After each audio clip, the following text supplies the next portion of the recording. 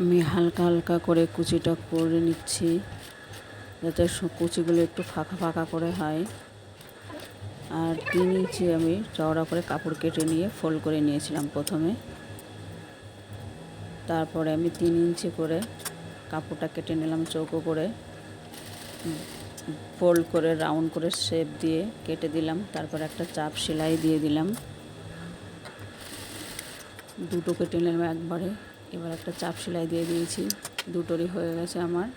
তারপর ওই সেই কুচিটা আমি গোল করে পেঁচিয়ে পেঁচিয়ে নিলাম, নিয়ে তারপর সুই সুতো দিয়ে আমি শক্ত করে সেলাই করলাম।